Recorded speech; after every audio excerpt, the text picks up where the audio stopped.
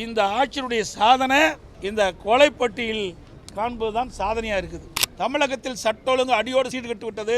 திரு Stalin model அரசாங்கம், ஸ்டாலின் தலைமையில் இருக்கின்ற காவல்துறை செயலற்று இருக்கின்ற அந்த காரணத்தினால்தான் தொடர்ந்து தமிழகத்திலே கொலை சம்பவங்கள் அரங்கேறிக்கின்ற அதை தடுக்க தவறிய திமுக அரசை கண்டித்து இன்றைய தினம் நாங்கள் வெளிநடப்பு செய்திருக்கின்றோம். நாள்தோறும் கொலை சம்பவங்கள் நடந்து ஏறிக்கொண்டிருக்கின்றன.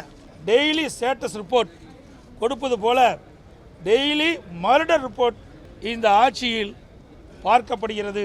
இந்த ஆட்சியினுடைய சாதனை இந்த கொலைப்பட்டியில் காண்பதுதான் சாதனையாக இருக்குது. சட்டத்தை நிலைநிறுத்த வேண்டிய இடத்தில் இருக்கின்ற முதலமைச்சருடைய கீழ் இருக்கின்ற காவல்துறை கைகட்டி வேடிக்கை பார்க்கின்ற அவலநிலை பார்க்கின்றோம். குற்றச்செயல் ஈடுபடுகின்ற குற்றவாளிகளுக்கு காவல்துறையை கண்டால் அச்சமில்லை.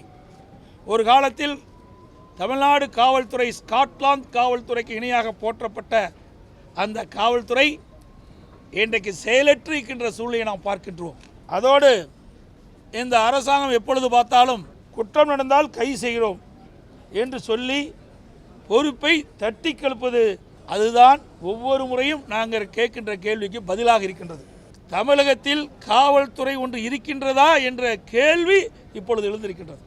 எதற்காக சொல்லின்றேன் சொன்னால், திருநெல்வேலியில் ஜாகிர் ஹுசேன் அதிகாலை தொழுகைக்கு பள்ளி வாசலில் தொழுகை முடித்து சாலையில் வீட்டுக்கு சென்று கொண்டிருந்த பொழுது அவரை வழிமறித்து அவரை படுகொலை செய்யப்பட்டது.